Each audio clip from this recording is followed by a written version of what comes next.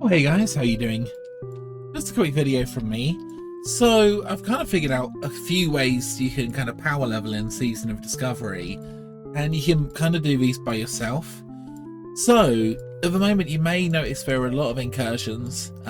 If you go to one of the major cities, for example, like Undercity for example, or Ogrima, you'll probably see a load of undead mobs outside.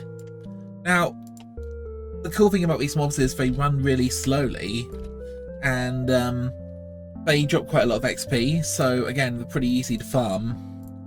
There's also these AQ20 or AQ40 incursion things as well.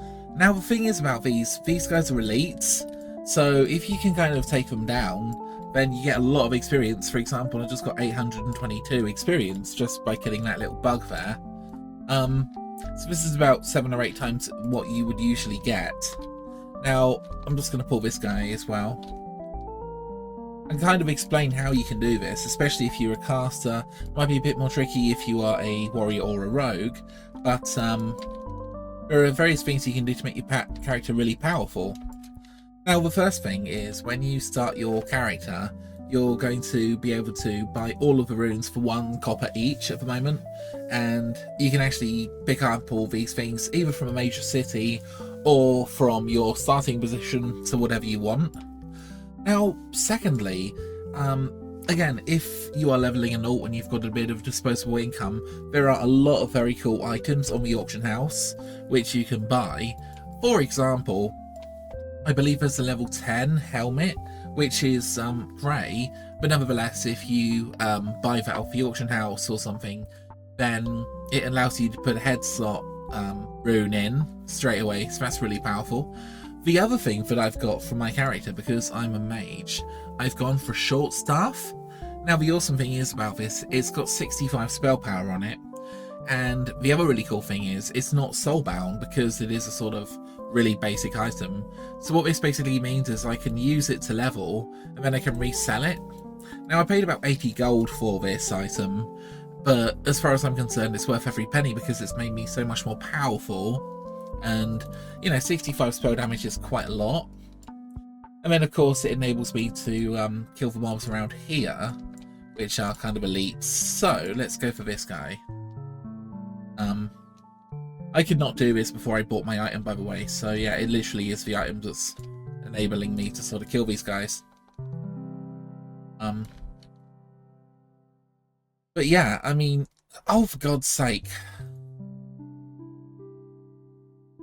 So a few other tips I could drop. Basically, if you can get yourself some speedy shoes, right? It'll give you, I think it's about 8% speed boost, but it is really useful. I don't currently have this on my character, but it's pretty high priority out of all the enchants. Secondly, you can often buy like slightly more powerful items off the auction house if you want to. For example, if you are a caster, the thing you really want is anything that gives you plus damage. Let's have another go, shall we? Because, you know, this is literally the best way.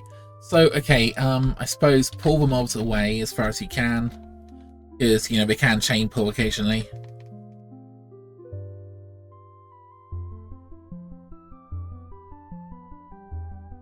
There we go. 972 experience, which is actually, like, insane. Again, if you're running away, always try to run away sidewards, because it still means you can kind of shoot. Oh.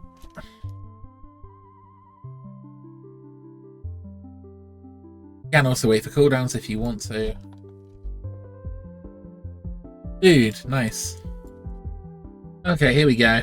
Look at these glorious mobs. It's about 3 or 4 levels here. And the other cool thing I quite like about this is the fact that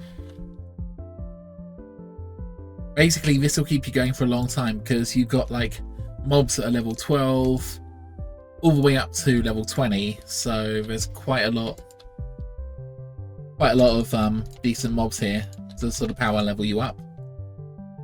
Now I'm fairly sure these locations kind of are like a little bit random, and sometimes they may not be there, but other times I think they kind of are. So There we go, obviously barons.